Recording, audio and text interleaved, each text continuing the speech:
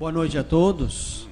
Boa noite. Quero saudá-los todos nos nomes do vereador Raimundo Nonato e do vereador Sargento Elton, que está fazendo aniversário hoje.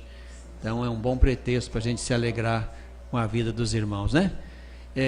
Agradeço imensamente pelo convite para este nosso encontro, agradeço aos irmãos aqui de tradições religiosas também presentes entre nós, e precisamos de fato tomar consciência de que as religiões têm um papel social importante.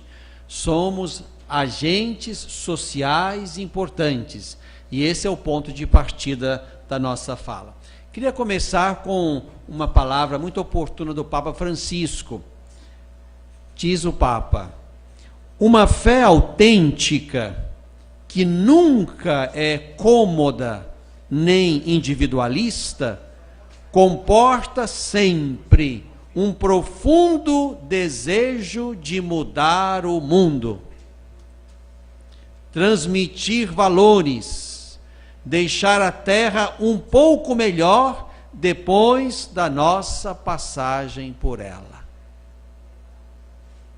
E a deixamos melhor não porque saímos, mas porque de fato marcamos a nossa presença com valores, com procedimentos, com ideais que de fato marcaram a nossa trajetória. Bom, quando a campanha da fraternidade, na perspectiva católica, mais uma vez apresenta uma temática desse porte, a igreja quer exatamente alertar e ascender para esse, digamos, compromisso social da fé. É claro que nós temos plena consciência de que a fé é um exercício de intimidade, de comunhão com Deus, que nos abre, portanto, para uma perspectiva de transcendência, de sobrenaturalidade, isto é, nós não somos só daqui, nós não somos só do mundo. A bem da verdade, na ótica de Jesus, nós nem somos do mundo, estamos no mundo, mas pertencemos e somos cidadãos do céu. Enfim, então temos esse desejo de ascender e alertar para esse comprometimento social da fé. Pensando quais seriam assim os links que permitiriam que as religiões discutissem questões sociais, por que isso também nos toca? Eu pensei em alguns pontos que acho que são comuns a nós que estamos aqui e a todos aqueles que de alguma forma expressam alguma fé religiosa. Qual é o primeiro link que nos permite, como homens e mulheres de fé, pensar o mundo e dizer alguma coisa sobre o mundo? Primeiro, a nossa certeza de fé de que formamos uma fraternidade universal.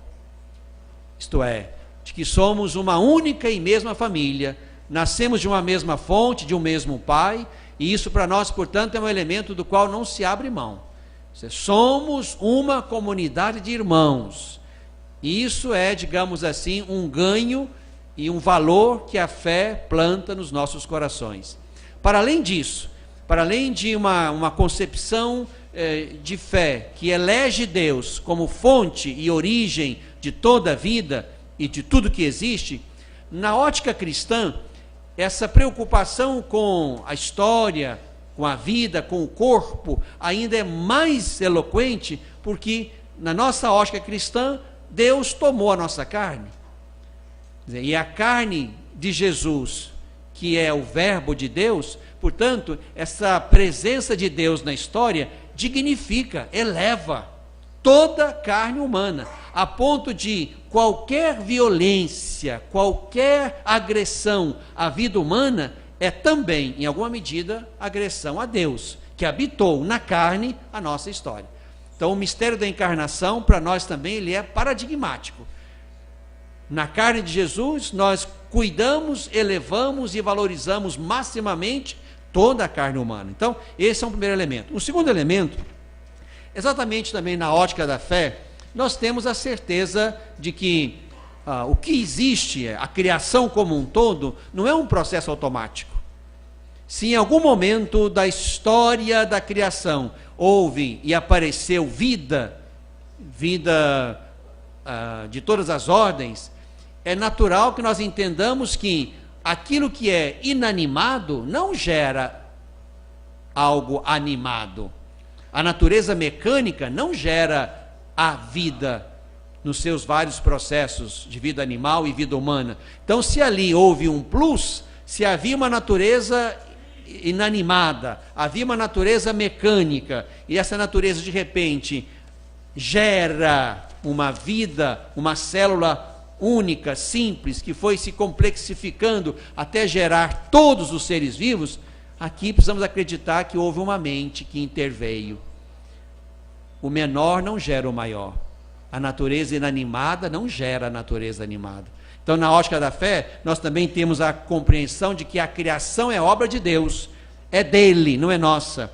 Nós tomamos esse lugar, ocupamos o cenário da criação, mas a criação não é nossa. Estamos nela e nela remetidos àquele que é o seu dono, Deus mesmo. Esse é um segundo elemento. Um terceiro elemento, também a partir da fé e que nos motiva a intervir no mundo, é exatamente aquilo que Jesus, com a sua presença, inaugurou. Nós cremos que Jesus inaugurou com a sua presença, com a sua palavra, os seus milagres, o que ele chamou de reino de Deus. O reino de Deus não é uma realidade para depois da história, para depois do mundo, para depois da morte. Não, o reino de Deus é uma realidade que acontece aqui, na cidade dos homens. Jesus inaugura um jeito de nos relacionar, de cuidar uns dos outros, de estar atentos a tudo, de cuidar da natureza, de estabelecer uma relação com o alto. O reino de Deus é uma realidade, entre aspas, espiritual, porque é de Deus, mas que toca já e interfere aqui, no nosso modo de construir o mundo. De modo que nós não podemos, na ótica da fé, deixar que o mundo vá em qualquer direção, nos sentindo já destinados ao céu. Não.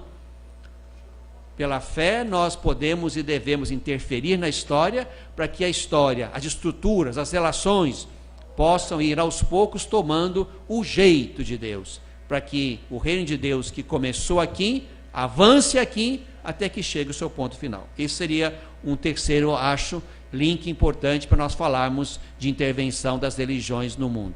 E um quarto e último, o que também nos facilita grandemente essa intervenção, é a nossa capilaridade, isto é, nós estamos em toda parte.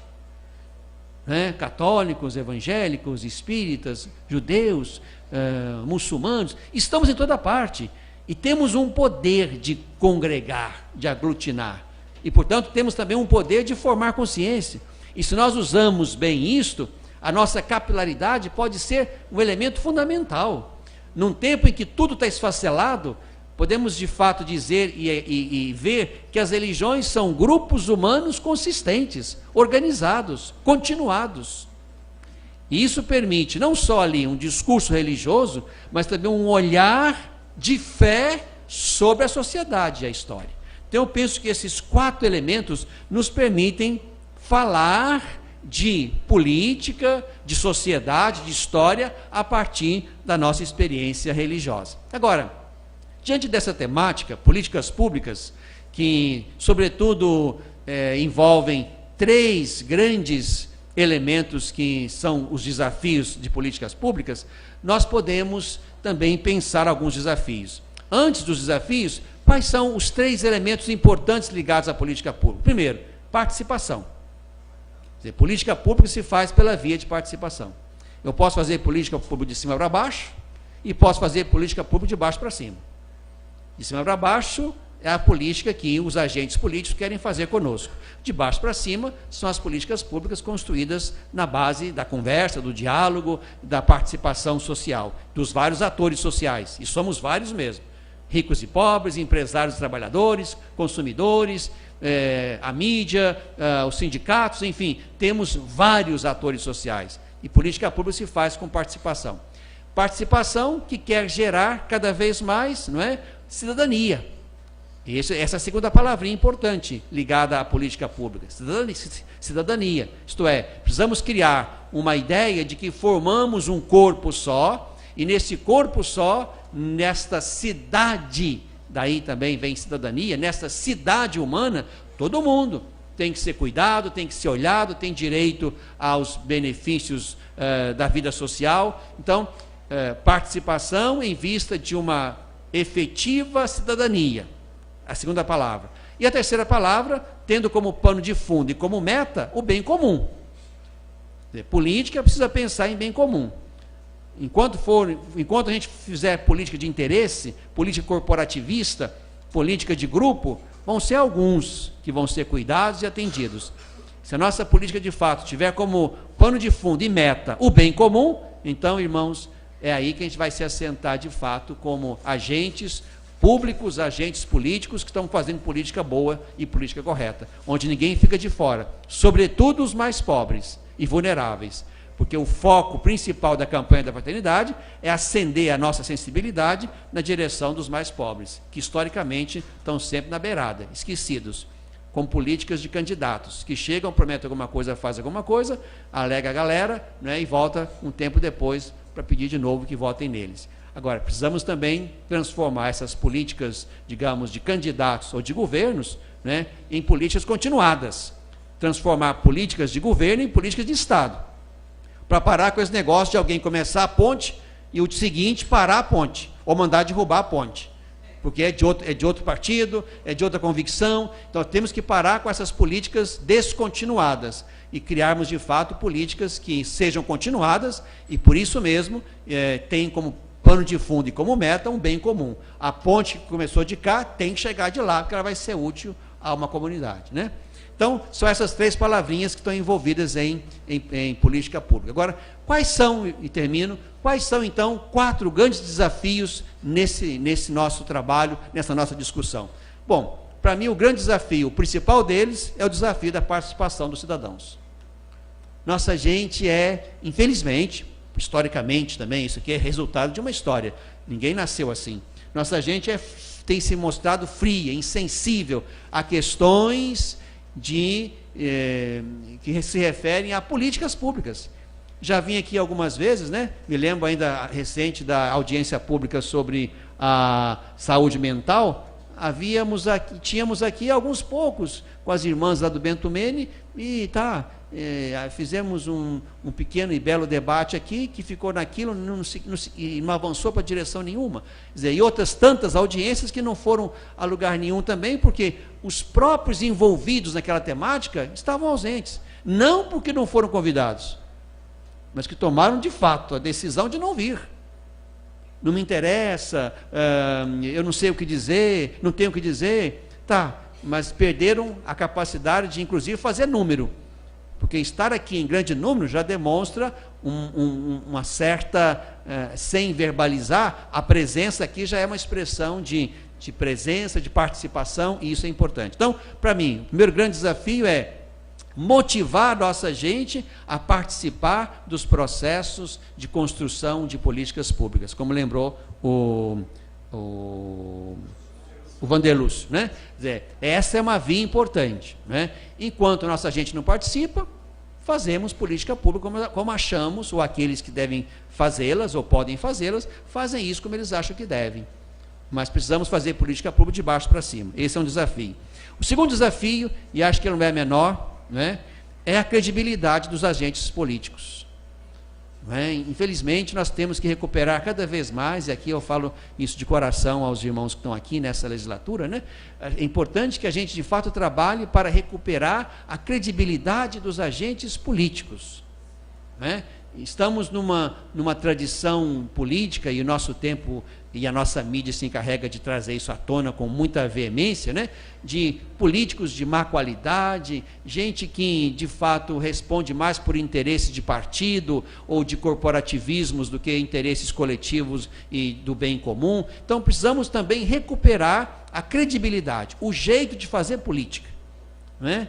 De modo que esse agente político que foi escolhido pela via do voto e representa não uma parte, mas representa uma cidade inteira, como aqui e em outros lugares, esses agentes políticos, de fato, mostrem serviço, mostrem para que vieram, mostrem o seu compromisso com as bases, né? E aí é importante que o agente político, como eu também acho que o agente religioso, nunca deveria perder as bases, né? É lá que nós escutamos onde estão as demandas mais urgentes.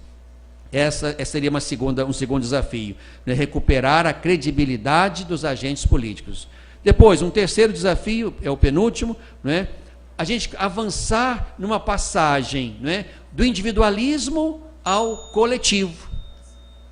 Não é? O nosso tempo nos instalou numa mentalidade individualista. Cada um pensa em si, no seu próprio umbigo, nos seus próprios problemas. Perdemos grandemente a dimensão de coletividade. Perdemos, irmãos.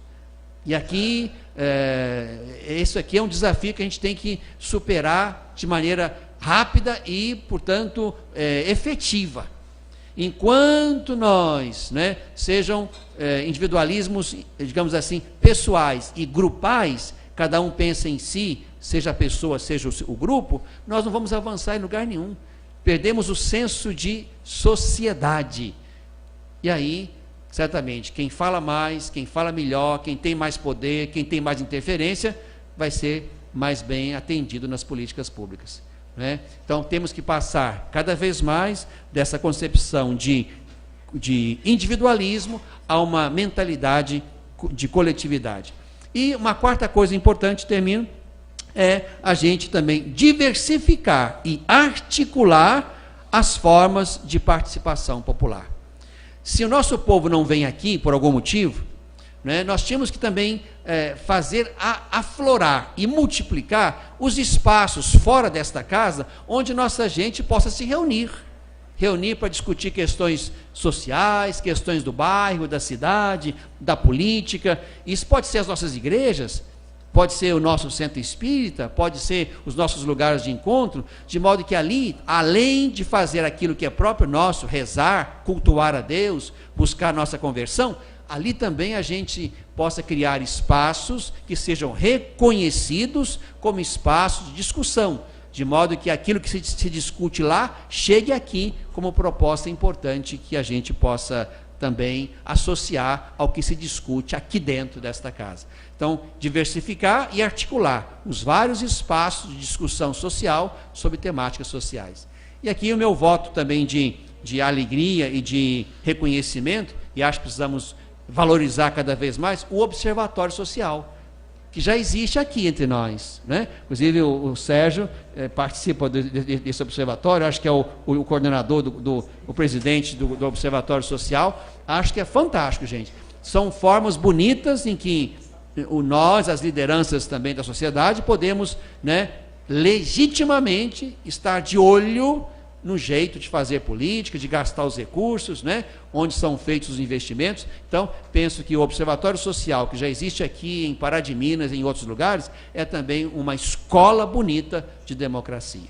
Então, por enquanto é isso. Obrigado.